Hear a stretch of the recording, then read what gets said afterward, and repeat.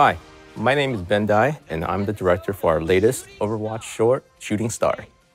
And hello, I am Jake Patton, the editor for the short. From the beginning, when we were conceiving the story, Jeff Kaplan came to us and wanted us to tell the story of D.Va, but that no one else know about. It's the other side of D.Va that only a few people know. We spent a lot of time because she's one of the, most well-known characters from the game. She has a very distinct attitude and behavior in the game, and we wanted to preserve that, but we were trying to show a side of her that wasn't front and center to the public eye. I think that was probably the hardest thing to do, was to find the right balance between D.Va's casual attitude versus her public image. Absolutely. I think a lot of it come from the actress as well. She spent a lot of time doing game lines, so she has this very unique sound to D.Va when we were playing her. But then we asked her to sort of take it down a little notch, and then maybe actually, play her as like a normal person a little bit more. She actually pulled it off really well because she just went in and started to really relate to the character, who she is as a real, it's a real girl, The flashback scene, for me, it really works as like sort of a peek at what D.Va is carrying on her shoulders as the hero Busan and as the main character of our piece, and it's this conversation with Daehoon that she's sort of exposing what that feels like and what she feels like she's going through, and he's trying to be her friend and really sort of take some of that burden, but she's a little standoffish. And then we get this line from Daehoon that sort of sums up the whole show. It's like, don't be afraid to ask for help. And it's a good life lesson in general, but for D.Va, that's hard to do. Yeah, I mean, the idea is that you can't do it alone, and sometimes even the best soldier needs backup help. Yeah, exactly. So that's the premise of the whole film. What that can't be right. It's too soon.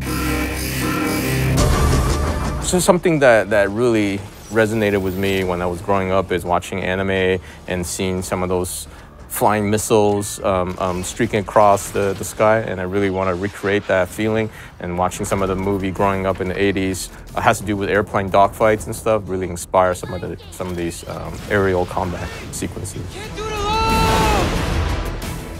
During production, we have a stage after storyboard called Previs. One of our Previs lead, Don Ta, he actually took upon himself to sort of choreograph the sequence, cutting footage from live action and anime, animation from different movies, sort of just did this like collage of imagery that's very, pretty much dictate the whole aerial combat sequence. Yeah, it helped a lot. It was awesome. We were able to sort of get a lot of ideas from how things would move through, and the speed at which you can cut a air combat scene is interesting because there's not much to show. I mean, it's the vehicles and then the interiors, but and we're over water, so it's even simpler. But that reel really helped me as far as helping to find the right feel for the pacing of the action and still have our moments where we can stop down and have moments like this where they're having a conversation, but you're still feeling the action, you're still feeling that there's jeopardy and danger. Yeah, it was great that he did that. And then from that edit, we actually created the 3D animatic, what we call the previs edit. During that time, we actually, there's a big debate how we actually do the aerial combat sequence in real 3D. Should we cheat every single shot so that they're not moving actual distance, or should we actually do it the correct way? We end up doing it pretty much the correct way, with the exception of a few shots that we cheated.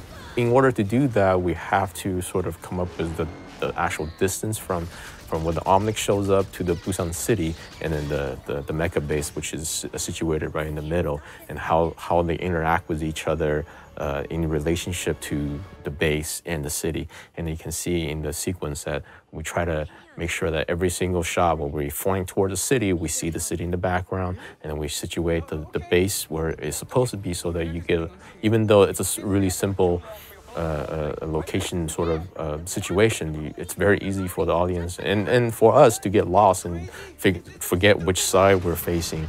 And then also the moon plays a huge role because the light direction. Because this entire show is lit by one giant light source, which is the moon. It is practical.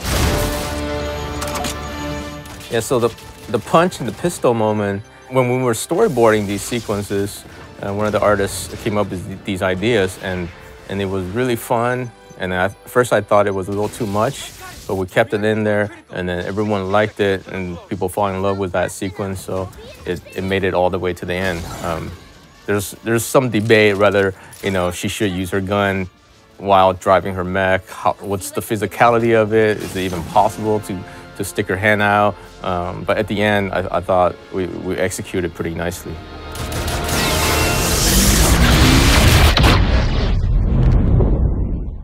We took great care in preserve everything from the game. The models are pretty much one-to-one to the game model with higher resolution. The sound, our sound engineer did a really good job of incorporating game sound and, you know, jazz it up so that it feels like it belongs in that environment. And when we mix it, we really make sure that all these game sound show through so that we can actually hear it with all the other background noises. And there was a lot of animation detail paid attention to for D.Va because we have so many close-ups of her face. So a lot of time went into the fine details to make her face look on model with the game with a little extra for cinematic needs.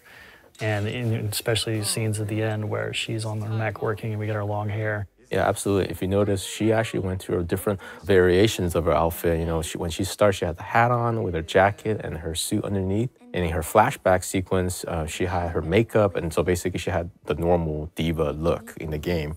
But in our short, we felt like it's kind of weird that she will have her makeup, so we removed that and then put her hair in a ponytail, so it's more of a casual look because the Omnics caught her off guard. And then at the very end, we have another version without the hat, her hairs are down. So there's a lot of work went into making her look natural. Thank you very much for spending 7.5 minutes with us, and we'll see you next time.